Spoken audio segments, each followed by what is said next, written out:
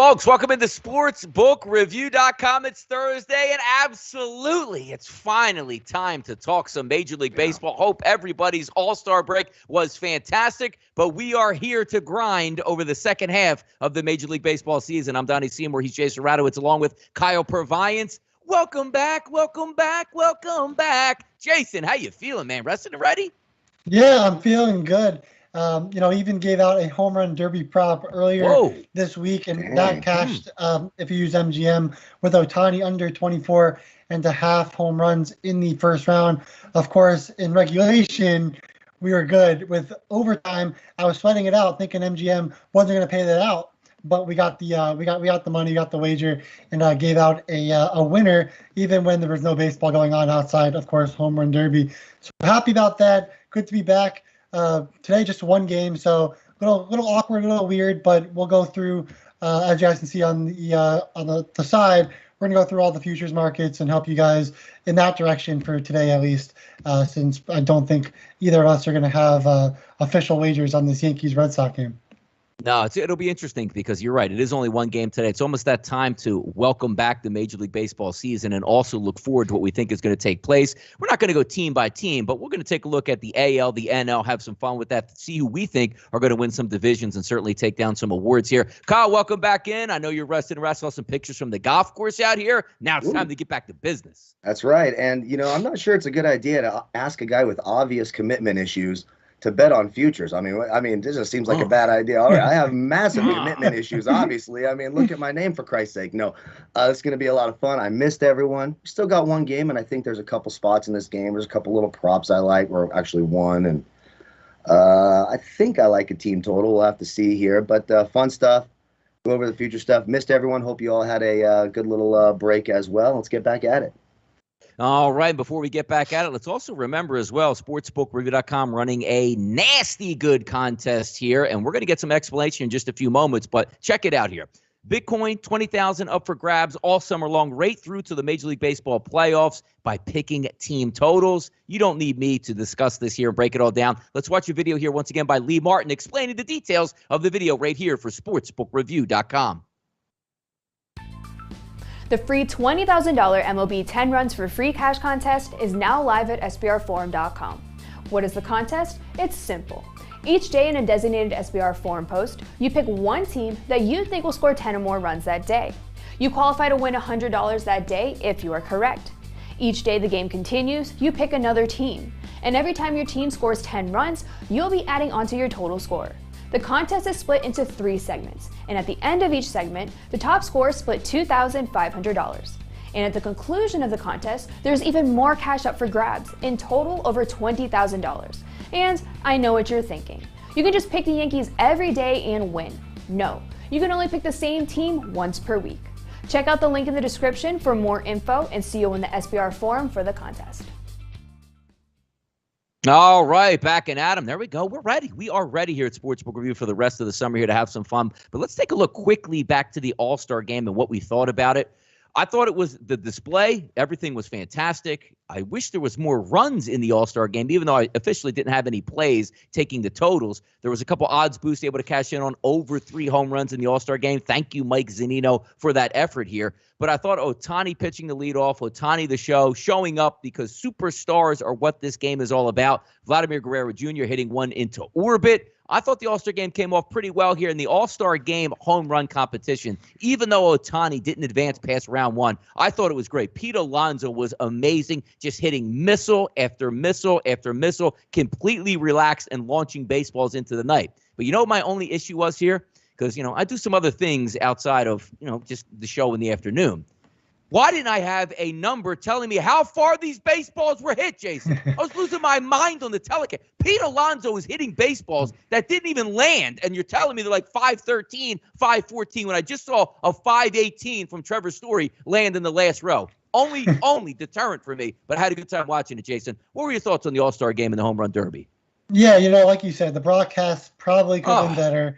It was hard to know where the balls were going. And obviously just the broadcast in general, it wasn't great. But the reality was it really was a fun event. Really great weekend. The All-Star game was fantastic. And, of course, the Home Run Derby. Pete Alonso, of course, I'm a big Mets fan, so I'm really happy about him winning for the second time in a row and hope he continues on the tradition and goes for the third one next year. But he did make this comment. He goes that, he thinks that he's the best power hitter on the planet. And it got a lot of backlash. A lot of people said, no, he's not. And then they look and he's 20th in home runs this season in the MLB, of course, Ohtani being at the top. But my argument to that, if you look at when he started in 2019, opening day 2019 till now, he actually leads the major leagues in home runs. So it's still valid. And I know Kyle likes to look at 3-year splits. I do. So in his numbers, it would say Pete Alonso is the best power hitter in baseball. And no, he doesn't have the highest slugging percentage, but he does have the most home runs. Just want to point that out. He probably is the best home run slugger in baseball, and that's what I wanted to point out.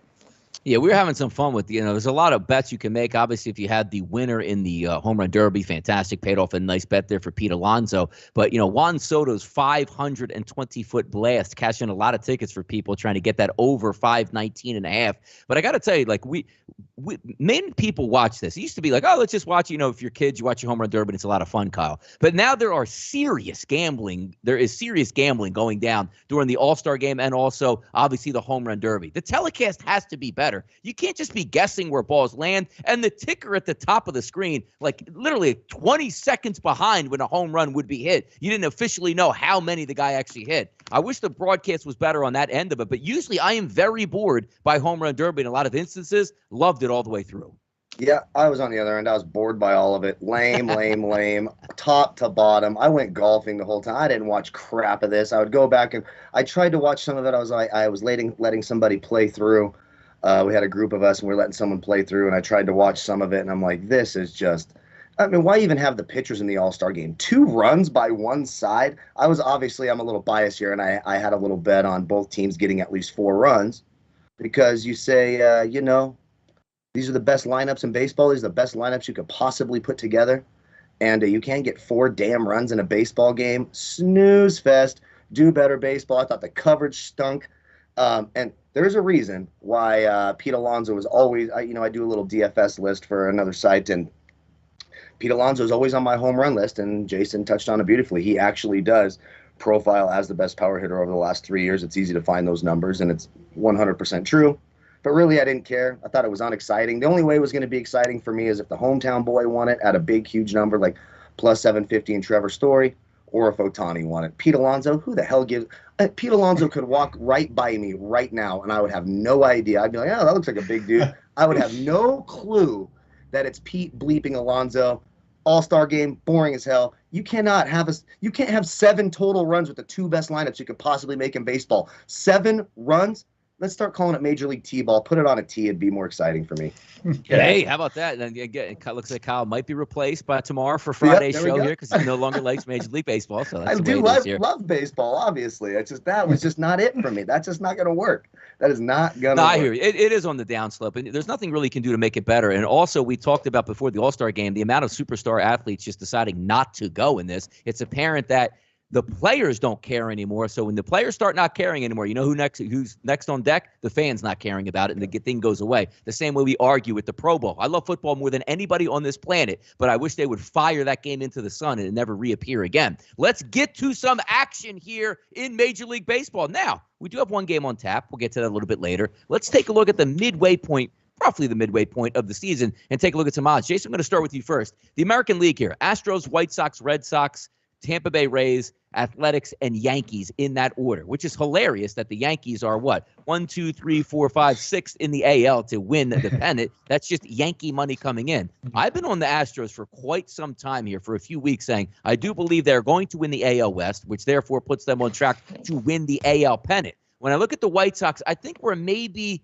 a year ahead of schedule for them, where maybe next year, if they can fortify that starting rotation, add another piece to the bullpen, they're going to be hell on wheels.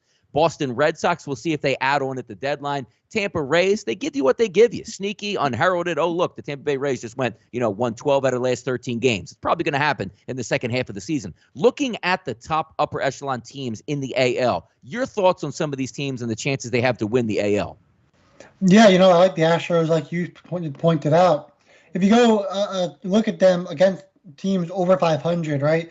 42-22, beyond any other team. I mean, look, like Oakland, 26-29 against teams above 500. They've got a losing record against them.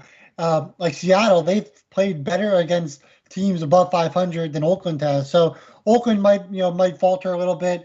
I mean, the biggest thing will be the White Sox are playing Houston this series coming up, right? So the White Sox, they're 54-35 on the year against teams above 500, 16-24. They feasted off of Kansas City, Minnesota, Detroit, and even Cleveland. They've had their poor games, and their pitching has been really beat up this season in the first place. So they beat up against bad teams. So yeah, you'll likely see them at the top of the AL Central when it's all said and done. But can they win the AL? Probably not.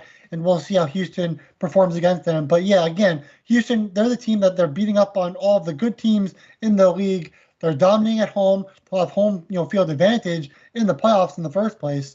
And they're also pretty good on the road, 26-17. So I'd go with the Astros here to win the AL. Yeah, some deep shots here on the board because obviously we're looking at the Astros 2-1, Chicago White Sox price plus 330, then the Red Sox at plus 500, Kyle. There are some teams down the list here, and I know a lot of intrigue comes into play when you start talking about the Toronto Blue Jays at 11-1. Super talented lineup. Maybe they add a piece to their rotation to try to get in because, look, you have to make the playoffs, obviously, in order to win the World Series. Even deeper down, the Angels hovering in that 500 range. We're expected to have Rendon back, Trout back, and also Ohtani. Maybe they go after a pitcher and try to make a run out there in the AL West. Give me your thoughts on the AL as it encapsulates here for the second half. Yeah, I agree with you guys, everything you said about the Astros, and they make a ton of sense. I think the White Sox make a lot of sense, too, especially if they're able to add something here at the deadline. That wouldn't shock me either. Their pitching's been really, really good, allowed the fewest runs in the American League. They're right down there with teams like the Mets who've, played a fewer games. So the White Sox have the pitching, at the top, obviously Rodon, Lance Lynn, et cetera. So they do have guys who can help you win a series, and they're able to score runs. Then you start getting down. You made a great point. You have to make the playoffs. Look, do I trust the Oakland A's? No, and I talked about my trust issues. I got them big time with the Oakland A's. But they look like a team that's got a really, really, really solid chance of making the playoffs. And I'm on Bet Online. They're 11-1 on Bet Online. Toronto's 12-1. I think Toronto's another team that makes sense. After that, I mean, I don't know. Maybe we could talk ourselves into the Angels. They're going to have to make a real run. Maybe the White Sox fall off a little bit and Cleveland can get there. I mean, they're 8 games back, but you're getting them at 33-1 if you're trying, the futures bets aren't fun if you're doing plus 250, plus 3. Who wants to trust a baseball team for another 4 months at plus?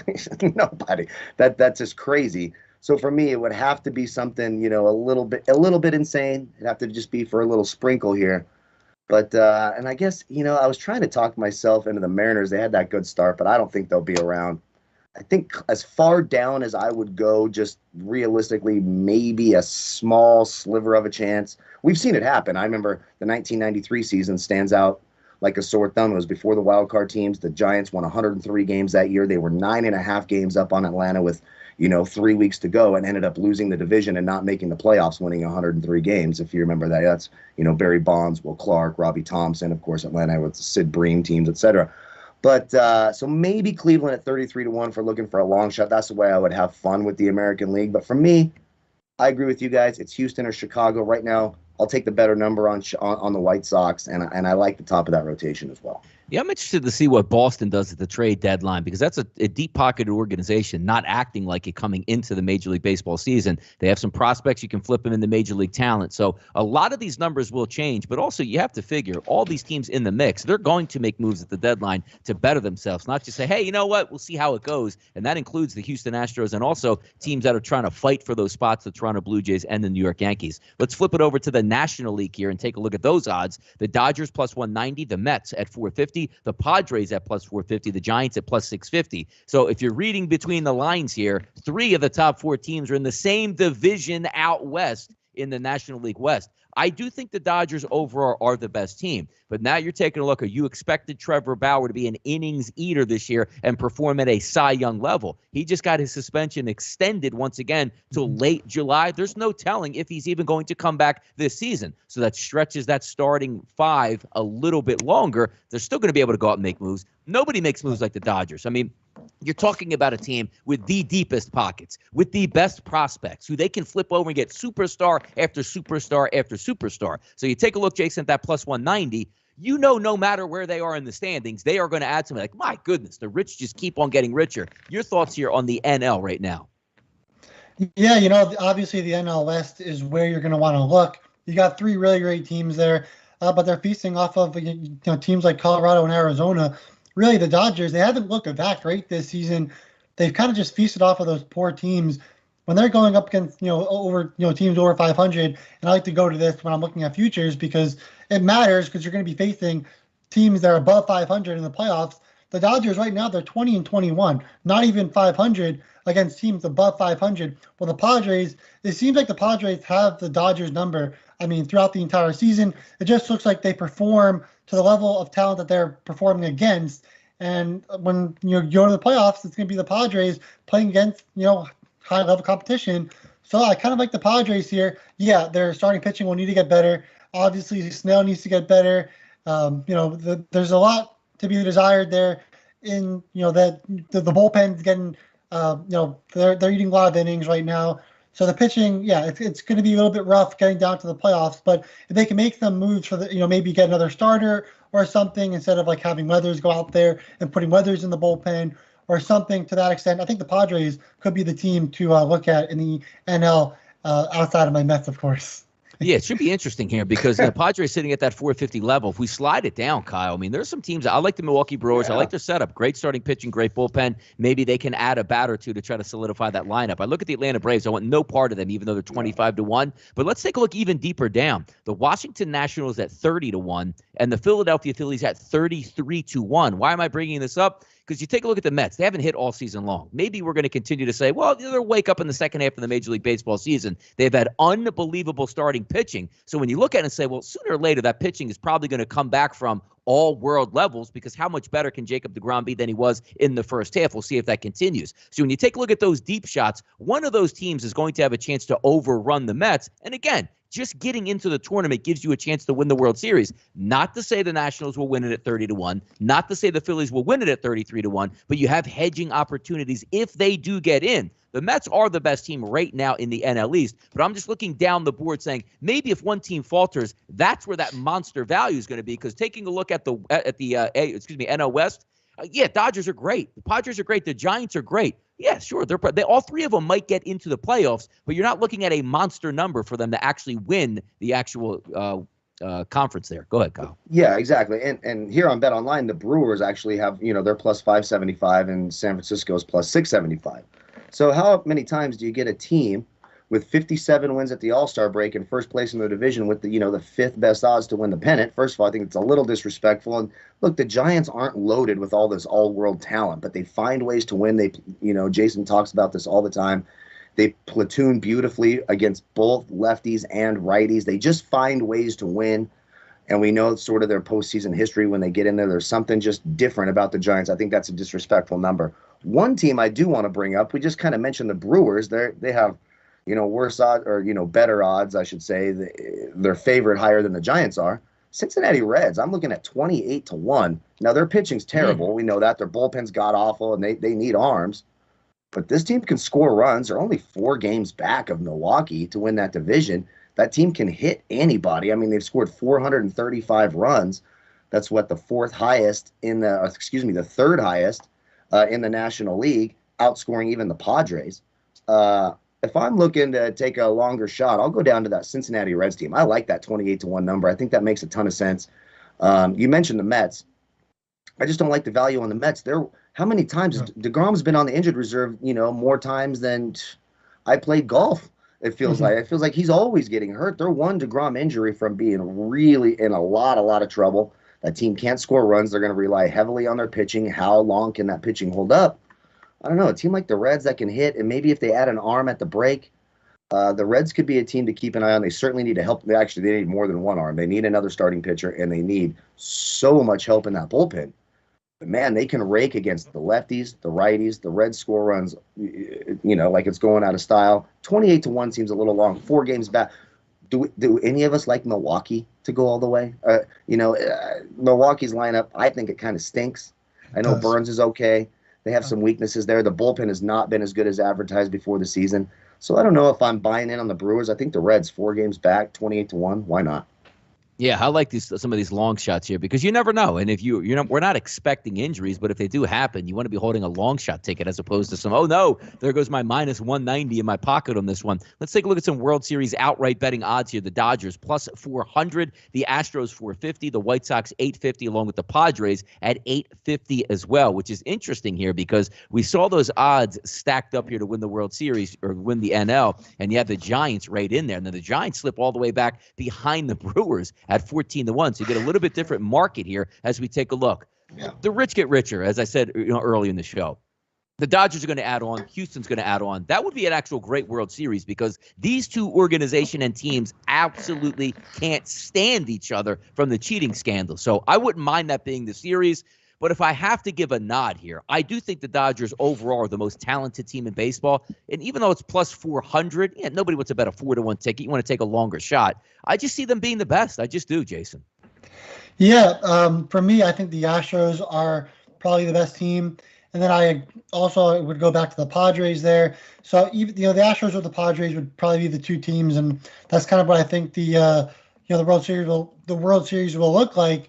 If you want a long shot, Kyle talked on it earlier. The Indians have a chance. I mean, they'll get, their pitching back. Bieber will be back. Savali, Plesac, all coming back. They can make some moves. They are 8 games out of the division, but the White Sox, again, they haven't looked great against, teams that are above 500 because, of course, their entire, conference division is just awful to begin with. But once they face tougher competition like the Astros, you'll see coming up this weekend, things could change for the White Sox and the Indians can come back and do some damage. So we always talk about this, and I talked about this way, way back in April. If you have pitching, you have a great chance of winning, like the Mets, like the Dodgers, of course, like the Astros. I mean, the Padres, all these teams have really good pitching, and if you could add some hitting along with it, you're going to be in good shape. Well, the Indians, they do have great pitching. It's just their pitching has been hurt. Their bullpen's really good. Their starting pitching is what has been hurt and not great because then they had to get Logan Allen there, McKenzie, and these guys can't perform from AAA. So that's what's kind of been hurting them. If they can get these guys out of there and bring back Bieber, the Indians have a great shot at plus 5,500. Why the heck not? Amen. Let's take a look at the MVP markets here, both National League and American League here. The MVP has already been decided in the American League. Shohei Ohtani now minus 290. If Shohei Ohtani strikes out every single at bat for the rest of the season, he's still going to be the MVP over Vladimir Guerrero Jr. unless Guerrero ends up hitting 370 with 85 home runs and 175 RBIs. It's going to be Ohtani. National League market, as we take a look at Jacob deGrom, minus 105. He's got that slight lean over Fernando Tatis. But Jason, I'll start with you first. This used to be a 3-horse race in the NL. Because Ronald Acuna Jr. was floating around that, plus 350 to plus 400 range. If he got hot, the Braves made the playoffs, he would be a legitimate Major League Baseball MVP candidate for the National League. But now as I take a look at it here, I still do think deGrom is the National League MVP. But you know what the haters are going to come in to say? He's going to have the game. 7 innings, 4 earned runs, and we're going to be like, oh, that's not the MVP. Meanwhile, you probably would take that from each and every pitcher just about every single night that you get. But I do think guys are waiting for him to fall. The old school baseball writers, the pitchers have their own award. It shouldn't be an MVP. We'll see if it holds up there. But Tatis and deGrom, 1-2 punch here in the NL. Yeah, I can guarantee you Fernando Tatis has also had some slumps this season as well, where he's gone 0 for 12, 0 for 16, or something like that. So I have a wager on deGrom right now. It was at plus 550, I believe, maybe plus 500, and now obviously deGrom is now minus 105 favorite to win the National League MVP. So I'm happy with that. I wouldn't say there's any value taking deGrom now. But, it's around plus 100, so you're basically getting the money back that you're wagering. It's not terrible if you have money you can sit on for, 4 months until you know that deGrom is the MVP. that's why futures are really difficult, because you're putting money away. You're not going to see it for months on months. And who really has the money to be able to do that? Not many. So that's why, many people don't put money on futures or that much. But if you see a long shot, you could put $5, $10 down, then it's worth it. Are there any long shots that you like here? Not necessarily. I mean, Trey Turner would be the next guy at plus 2,500, but at this point, the Nationals might not even make the playoffs. So usually the MVP will be a team that makes the playoffs. They're valuable enough where they can help that team make the playoffs, unless there's Ohtani out there, of course, doing things that are just not human. Well, of course he's going to win the MVP. But right now it looks like it's DeGrom's, and Tatis has been great, but the Padres offense is so hot and cold that, you can make the argument, the same thing like Donnie was saying. All right, DeGrom might have a bad game, but the Padres offense has plenty of bad games, especially in the first 5 innings, as Kyle and I will attest to. Tatis is great. He'll be great. And he's facing against really tough competition at the top of the division, but at the bottom of the division, he's feasting off of some of the worst pitchers in baseball. So, it is what it is, but I do think DeGrom is still the favorite and should be minus 105 right now. Yeah, it's interesting because we're a very highlight-driven society. So Tatis could go 1 for 25, but then pimp a home run on his 26th at bat. And like, oh my God, he's the greatest thing I ever saw, MVP guy. Kyle, take a look at these odds here. What are you thinking between the National League and the American League? Yeah, well, I want nothing to do with the top two. Should it be DeGrom? Fine, but okay, I'm going to do a 4-month future MVP vote at plus 110 or minus 105. No way in hell. But I will say one guy, and I just kind of mentioned the Reds as kind of maybe they can come back and make the playoffs and pass the Brewers in the NL Central. If they do that, their guy has been Nick Castellanos. I'm looking at him at 28-1 here at Bet Online. He's hitting 331, 18 home runs, 59 RBIs.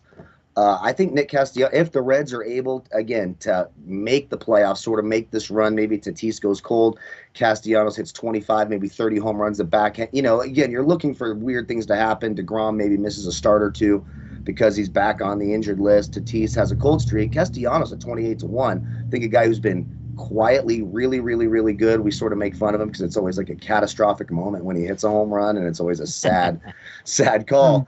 On the radio, but Castellanos 28-1, a team that 4 games back, they could get there. They score a lot of runs. That's if I'm going to sprinkle something on, it's going to be something with some meat on the bone. 28-1 for Castellanos makes some sense for me. Quickly on the Cy Young Award market here, the National League is all about. I mean, Jacob deGrom, I joke now, if his arm falls off tomorrow, he's the Cy Young Award winner. Just shut it down, give him the award, no big deal. But let's take a look at the American League here. Garrett Cole minus 115, followed by a couple of White Sox here. Rodon plus 200, Lance Lynn plus 380, which is always interesting to me because I do think Garrett Cole is the best pitcher in the American League. But again, are you willing to lay minus 115, or are you saying because if something goes wrong with Garrett Cole and the Yankees are out of the playoff picture in September, they might just say, hey, man, you make a lot of money. Let's just shut it down. We'll try again next year, which could hurt you. Now, you saw Saturday night before the All-Star break, Garrett Cole going, I'll throw 170 pitches if you leave me in here and I will dominate. That also bodes well for his corner if you're looking for an award winner, because in September, a lot of these big-name athletes, they got pride. Like, hey, why don't you only pitch 5 innings? No. I'm paid to pitch. I'm going to go 8 innings tonight and dominate here. I do think Garrett Cole is the best, but if the Yankees fade out, Jason, that makes it a little bit different of an equation because it looks like the White Sox are going to win the division. That could give those two pitchers a boost. Yeah, look, watching Garrett Cole do that performance the other day, right. And getting Boone off the mound and telling him I'm going, and then he goes 3 pitches and gets the strikeout and retires the side and wins the game 1-0. It was a risky move, but it paid off, and it was just fun to see. Even as a Mets fan, I really appreciated what Cole did, because really back in the World Series and when the Mets were there against the Royals and Harvey stayed in and pleaded for Collins to keep him in, and Harvey then screwed it up, and then and we ended up losing the World Series. So just seeing Cole do that, you have to appreciate and respect that because it's hard to do what he just did. Look, Cole doesn't have that sticky substance anymore. It looks like he's probably now moving away from that, and seems like he's getting a little bit more comfortable. That'll be big for the Yankees, but of course, like we said, and like Kyle just pointed out, the White Sox, they have a really good team at ERA. The starting pitching has been fantastic. Rodon and Lynn have both been really, really good, and they can both get the job done here as well, especially if they make the playoffs and the Yankees don't. I still think Cole's the guy, but the reality is I'm not going to put minus 115 on Cole, a guy that hasn't looked like himself since the sticky stuff has not been around anymore. Rodon and Lynn, that's also really hard. It's like which guy steps up more the second half of the season is going to win that award. And then just seeing like Shane Bieber being the next guy, he hasn't pitched in like forever. Nathan Eovaldi, there's no chance he's winning, right? And then what do you mean John Means isn't going to win it? John Means isn't going to be the Cy Young? What? Right. It's just so ugly. Like there's nothing there. So it is Rodon, Lynn, or Cole, but like there's really no value there either. No. Yeah, Kyle, man, what's next, Kyle? 100-1 here, Rich Hill. Go ahead. What's your thought? No, Aaron Savali. Aaron Savali, that's our guy. He's going to win it all. No, I mean, you're right. It's one of the top three. Lynn's been really good. ERA just under 2, 9 wins, 16 starts. Low WHIP, 104. So if you just got to pick from the top three. For me, I'll just take the most juiced up number I can. So Lynn plus 450 here at BetOnline. That'd be the way I go. Silly to do anything. The Yankees aren't going to do shit. Yankees aren't making the playoffs. Yankees are done. Stick a fork in them. I'll call it right now. Keep the tapes. The Yankees are done. Right, they are done. Yankees will not be in the postseason. I just take the better number. Take Lynn. One of those White Sox guys. It's probably the ugliest award list you're going to see. I mean, it really is. It's just, Chris Bassett. It's usually littered with big names, and it's not. Remember we did a long shot show for Cy Young, and we mentioned Chris Bassett. I mean, he's not going to win it, but at least he's still on the list at the All-Star break, So there you go. It's like a moral victory. But other than that, garbage. Take the juiced-up number. Take Lance Lynn. All right, let's get to the only Major League Baseball tonight, which I guess if from Major League Baseball purposes in the sports book, this is going to be bet like the Super Bowl because there's nothing else to do but watch this game. Home run props, team totals, overs, unders, sides, whatever you got here. But take a look. Now that we have the pitchers settling in, Rodriguez, the lefty on the mound for Boston tonight. The New York Yankees are going to go with Domingo Germán.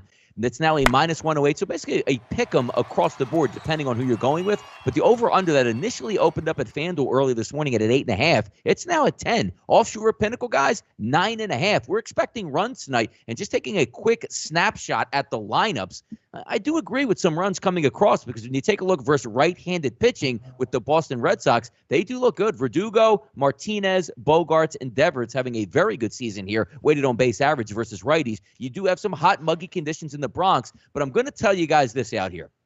The hardest weeks for me to bet Major League Baseball, outside like the first week of baseball season where you don't know which side is up. The last couple games, meaning Saturday and Sunday before the All-Star break, where the players, some of them completely have checked out, but also coming back the same way that we do. See, we're underperforming here on the show today because we don't even know how it's supposed to go after having just a few days off. When you are a professional athlete, you finally get away. Are you telling me that these players stayed in town, got in the cage, ate good, and worked out all week? Or no, did they blow off steam and hammer as many beers as they possibly could? It's a tough game to enter into, but your thoughts here on the matchup tonight here between the Yankees and the Red Sox. It's actually a good game and means a lot more to the Yankees than the Red Sox, but it's nice that they put this on. I just wish they would have gave us at least, a 3-pack tonight? Come on. Yeah, Eduardo Rodriguez really hasn't been that great. A 5.52 ERA on the season, a WHIP nearing 1.40. And he's a lefty, and the Yankees, they're going to throw out a bunch of righties in that lineup. They've also had some success against them previously. This is a lineup for the Yankees in the last 30 days, the last month before the All-Star break. This is a team that's been walking nearly 17% of the time, that projected lineup, 17% of the time against lefties in the last 30 days off of an average of plate appearances of 21. So Rodriguez, he hasn't walked that many batters recently. So we're going to have to see, is Rodriguez going to walk batters or is he going to do great? And are the Yankees not going to be patient coming back from the All-Star break? So that's an interesting thing to think about. But even if you look at his June, right? In June, he allowed 2 runs, 5 runs, 4 runs, 6 runs, 3 runs. In May, he allowed 6, 4, 5, 4, 4 runs. He's a guy that could allow 4 to 6 runs in a start.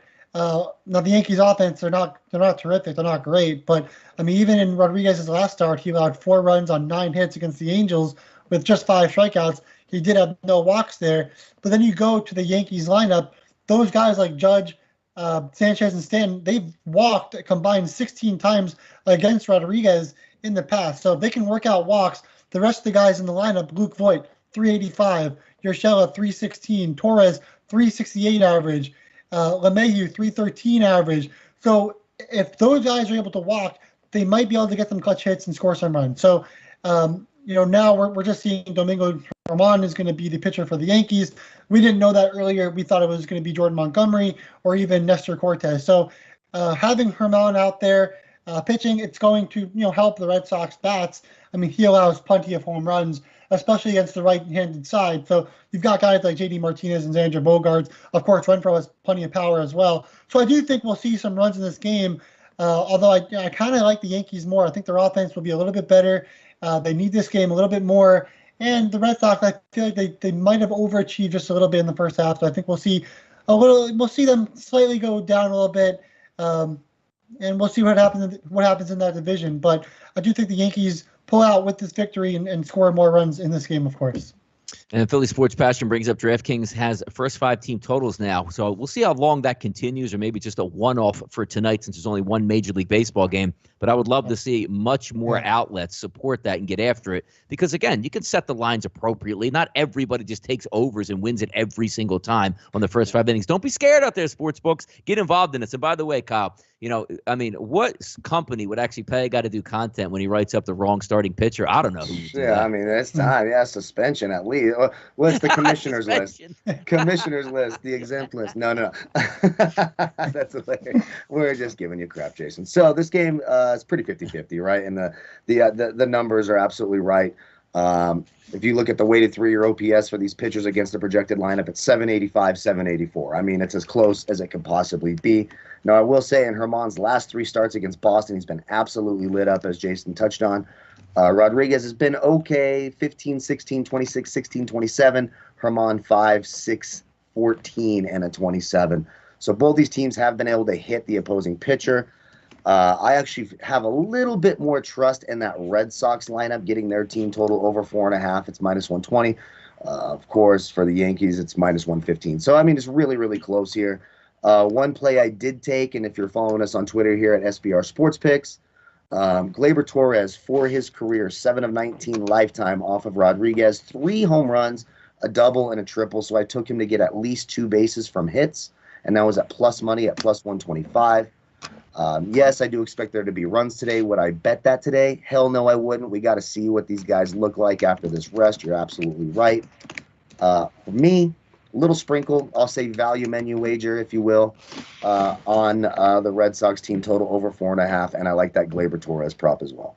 There you go. But guys, once again, tomorrow we'll be back to our regularly scheduled programming here, picking the top games of the day, breaking them down, odds, lightning round, all that good stuff. The reason why we didn't do that today, why? Because we don't want to bore you with one game on the board. We're going to say, we don't even know the starting pitcher, which we didn't know till just, basically a few minutes before we came onto the air. But we will be back in charge tomorrow once again, getting after it in the second half of Major League Baseball, honing our skills as we head through the summer. So let's clear the bases before we get out of here tonight. Again, just wrapping up, I don't really have anything. There's one thing I do know. I'm probably going to lose more money on this game than I plan to, just because of me watching it, taking home run props, and just having some fun saying, give me a full game slate that I can get after here. But Jason, tell me again what you got. I know we don't have any best bets or bankers, but the angles you're looking at tonight.